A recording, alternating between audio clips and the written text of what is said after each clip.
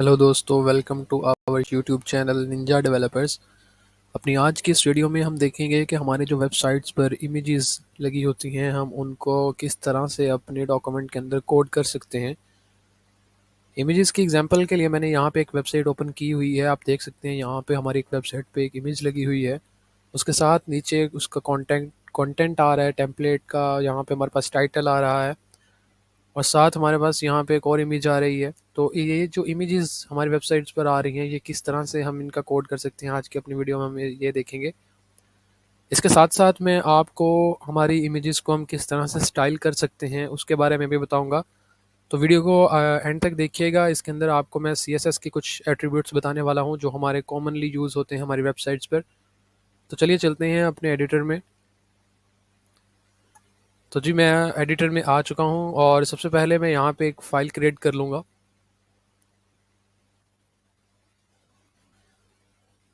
Tension का आपको idea हो गया होगा, मैंने अपनी पिछली वीडियोस में भी बताया था कि ये हम लाजमी देते हैं। सबसे पहले मैं यहाँ पे बेसिक HTML का कोड कर लूँगा जल्द से।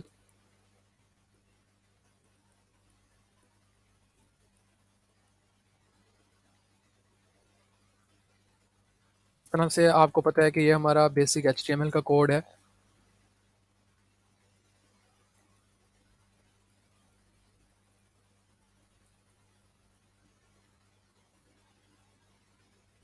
मैं इस फाइल को रन करके देखता हूँ।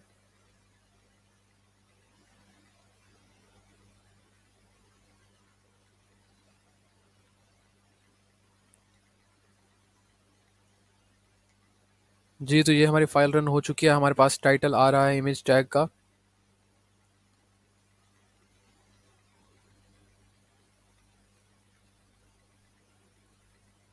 तो इमेज में हमारे पास जो टैग यूज़ होता है वो IMG का टैग इस्तेमाल होता है। हम अपनी बॉडी के अंदर IMG का टैग इस्तेमाल करते हुए अपनी इमेज लगा सकते हैं। हमारी वेबसाइट्स पर कुछ डिफरेंट तरीके की इमेजेस होती हैं। एक इमेज हम HTML के थ्रू लगा सकते हैं, जबकि जो बैकग्राउंड इमेज होती है हमारी वेबसाइट पर वो हम CSS के थ्रू लगाते हैं। तो मैं आपको आज इमेज के बारे में कुछ एट्रीब्यूट्स बताऊंगा और साथ में कुछ स्टाइलिंग भी इसकी करवाऊंगा। तो IMG का टैग हम इस्तेमाल करेंगे। IMG का टैग जब आप ले लेंगे तो इसके अंदर हमारे पास दो एट्रीब्यूट्स आते हैं। एक हमारा SRC का एट्रीब्यूट होता है और एक ऑल्ट का हमारे पास एट्रीब्यूट होता है। SRC से हमारा यहाँ पे जो एब्रीवेशन बनती है वो होती है सोर्स की।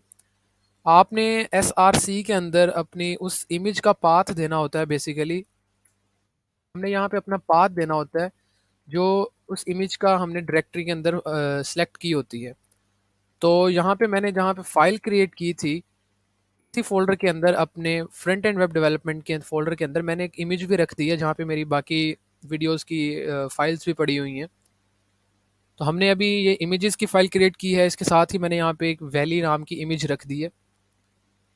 ये आप हमारे यहाँ पे एडिटर में भी देख सकते हैं, यहाँ पे valley.jpg आ रही है।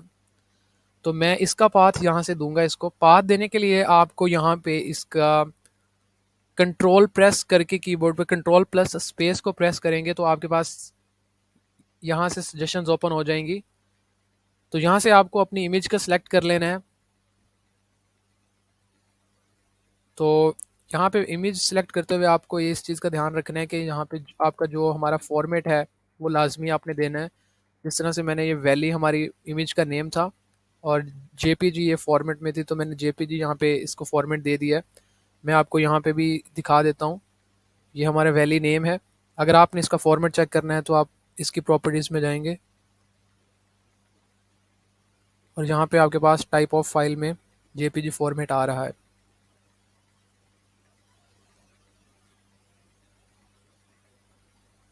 तो चलिए चेक करते हैं इसको।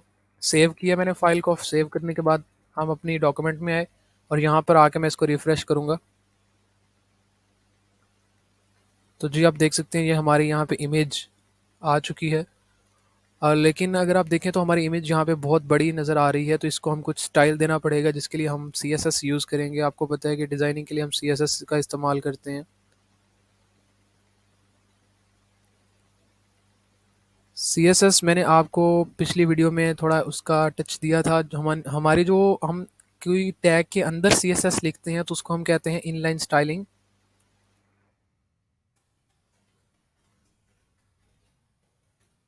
मैं इसको कमेंट कर देता हूँ।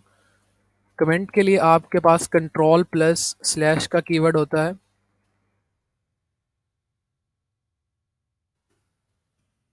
फॉरवर्ड स्लैश, इसका मतलब ये होता है कि अगर आप ये कमेंट करके कर देते हैं किसी चीज़ को, तो उसका मतलब ये होता है कि एडिटर हमारा जब कोड को पढ़ता है तो वो इस चीज़ को इग्नोर कर देता है। तो आप ये कीवर्ड यूज़ करते हुए अपनी किसी भी लाइन को कमेंट कर सकते हैं। मैंने यहाँ पे ये कमेंट इसलिए लिखा है ताकि हमारा एडिटर इसको पढ़े ना, लेकिन ये हमारी आसानी के लिए हमें बता दे कि हम यहाँ पे क्या करने वाले हैं। तो जो हम किसी टैग के अंदर स्टाइलिंग करते हैं उसको हम कहते हैं इन लाइन स्टाइलिंग। लाइन के अंदर स्टाइल कर रहे होते हैं तो इसलिए हम उसको इन लाइन स्टाइलिंग बोलते हैं।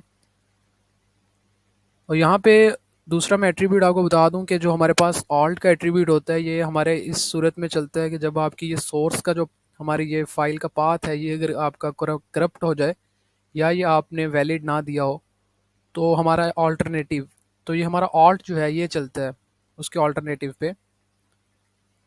मैं यहाँ पे लिख देता हूँ जस्ट एन इमेज।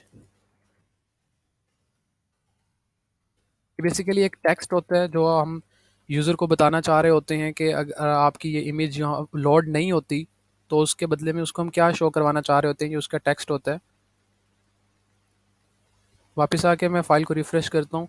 अब देख रहे हैं अभी कुछ चेंजेस नहीं आई, क्योंकि हमारी जो फ़ाइल का सोर्स थी, ये हमारी इमेज की सोर्स थी, वो बिल्कुल ठीक है। मैं इसकी सोर्स को अब करप्ट करता हूँ। मैं यहाँ से इसका फॉर्मेट रेज कर देता हूँ। फाइल को सेव करके वापस जाके हम रिफ़्रेश करेंगे तो देखिए अब हमारे पास वो शो करवा रहा है कि ये कोई इमेज है, और हमने जो ऑल्टरनेटिव पे टेक्स्ट लिखा है वो यहाँ पे हमारा वो प्रिंट हो रहा है। अब हम इसका दोबारा से प्रॉपर फॉर्मेट दे देते हैं। अब हम इसकी स्टाइलिंग करेंगे। इसको रिफ्रेश कर देता हूँ मैं पहले। तो ये हमारे पास इमेज आ गई है। हम इस इमेज को अब स्टाइल करते हैं। इनलाइन स्टाइलिंग हम यूज़ करेंगे।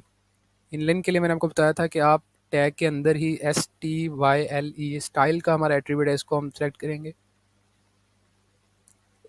अब आप देख सकते हैं कि हमारी इमेज की हाइट और विड्थ बहुत ज़्यादा है, तो हम वो कम करेंगे।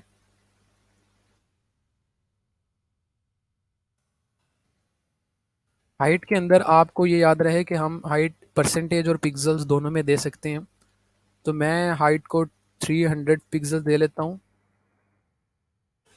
फाइल को सेव करके रिफ्रेश करके देखते हैं क्या चेंजेस आई हैं। जी, तो हमारी जो हाइट थी पिक्चर की, वो आप देख सकते हैं कि कम हो चुकी है। आपको याद रहे कि हमारी जो हाइट है और विड्थ, अगर आप इनमें से किसी एक एट्रीब्यूट को भी कम करते हैं या ज़्यादा करते हैं तो उसके जो दूसरी ऑपोजिट चीज़ है वो ऑटोमेटिकली उसके साथ चेंज हो जाती है। अब हम इसके साथ इसकी विड्थ देंगे। विड्थ देने के लिए हमें यहाँ पे सेमीकोलन लगाना ज़रूरी है, क्योंकि हमारी जो CSS है इसके अंदर हमारे पास एक एट्रीब्यूट के बाद दूसरा एट्रीब्यूट अगर आप यूज़ करना चाहो तो आपको सेमीकोलन देना ज़रूरी होता है। हम यहाँ पे विड्थ लेंगे। विड्थ भी मैं 300 पिक्सल ले लेता हूँ। PX से हमारा पिक्सल है। तो ये हमने एट्रीब्यूट्स 3 यूज़ किए हैं इसमें। सोर्स के अंदर हमने उसका पाथ दिया है। ऑल्ट के अंदर हमने ऑल्टरनेटिव टेक्स्ट शो करवाया है कि अगर हमारा ये पाथ जो है ये क्रैश हो जाए तो हमें ये टेक्स्ट शो करवा दे यूज़र को। एंड थर्ड, हमने स्टाइल का एट्रीब्यूट यूज़ करते हुए इस इमेज को स्टाइल दिया है। रिफ्रेश करते हैं विड्थ सेट करने के बाद। जी, तो ये हमारे पास इमेज हमारी आ चुकी है। अब इस इमेज को हम अगर सर्कल करना चाहें, कंप्लीट सर्कल, तो उसके लिए हमारे पास जो CSS की प्रॉपर्टी आती है वो होती है बॉर्डर रेडियस। आपको याद रहे, अब आप देख सकते हैं कि हमारी जो, मैंने आपको अपनी डेवलपमेंट की स्टार्ट में बताया था कि जो डिज़ाइनिंग और स्टाइलिंग से रिलेटेड हमारा मटेरियल होता है वो CSS हमारा परफॉर्म करती है। तो CSS की ही एक प्रॉपर्टी है बॉर्डर रेडियस। उसको इस्तेमाल करते हुए हम इसके जो कॉर्नर्स हैं इनको हम राउंड कर सकते हैं। तो चलिए उसको देखते हैं। मैंने ये CSS की विड्थ दी हुई थी। तो यहाँ पे अगर मैं एक और एट्रीब्यूट CSS का यूज़ करने जा रहा हूँ तो मैं सेमीकोलन यूज़ करूँगा, और यहाँ पे हम लिखेंगे बॉर्डर रेडियस। ये आपके पास बॉर्डर रेडियस आ रहा है। मैं यहाँ पे बॉर्डर रेडियस इसको 10 px दे देता हूँ। फाइल को सेव करके चेक करेंगे। अब ये बॉर्डर रेडियस हमने 10 पिक्सल दिया, तो चारों कोनों से इसको 10 पिक्सल का बॉर्डर रेडियस मिल जाएगा, चारों कोने इसके थोड़े राउंडेड हो जाएंगे।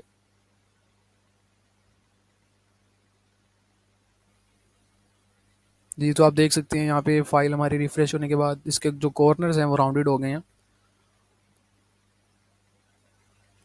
अगर आप चाहते हैं कि आपकी जो इमेज है ये कंप्लीट राउंड हो जाए, उसके लिए हमारे पास होता है बॉर्डर रेडियस 50%।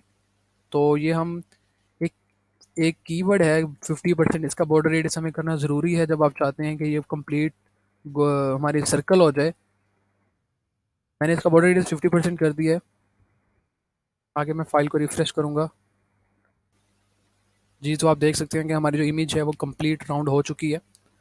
इसके लिए आपको ज़रूरी है कि आपकी हाइट और विड्थ सेम हो। हमारे बॉर्डर रेडियस अगर हमारी आप अपनी इमेज को पूरा कंप्लीट गोल करना चाहते हैं, तो इसके लिए ज़रूरी है कि आपकी हाइट इमेज की और विड्थ जो है वो दोनों सेम हो। इसीलिए मैंने हाइट 300 पिक्सल और विड्थ जो है वो ये भी 300 पिक्सल सेलेक्ट की थी, ताकि हमारा बॉर्डर रेडियस 50% जब हम अप्लाई करें तो हमारी इमेज कंप्लीट सर्कल बन जाए। तो ये था हमारी इमेज के टैग से रिलेटेड आज। इसके अलावा हमारे पास एक टाइटल का एट्रीब्यूट होता है। टाइटल का एट्रीब्यूट बेसिकली हमारा इसलिए होता है कि जब हमारा यूज़र इसके ऊपर माउस लेकर आए तो उसको वो चीज़ हम बताएं कि ये किससे रिलेटेड इमेज है, इस इमेज का क्या मकसद है। तो टाइटल का हम लगा के देखते हैं। मैं यहाँ पे टाइटल लिख देता हूँ, आ वैली लिख देते हैं हम। जैसे ही मैं इस इमेज के ऊपर इसको आगे रिफ्रेश करने के बाद इस इमेज के ऊपर माउस लेके जाऊँगा तो हमारा आ वैली का टेक्स्ट हमें प्रिंट होकर शो हो जाएगा। जी, आप देख सकते हैं इस तरह से हमारा ये टाइटल हमें शो हो जाएगा कि ये किस टाइप की इमेज है, किस तरह की इमेज है। तो ये था हमारा आज की ये इमेज टैग से रिलेटेड। अपनी अगली वीडियो में हम देखेंगे कि हम अपनी वेबसाइट्स पर किस तरह से वीडियो का टैग इस्तेमाल कर सकते हैं और हम अपनी वेबसाइट्स पर वीडियो भी लगा सकते हैं।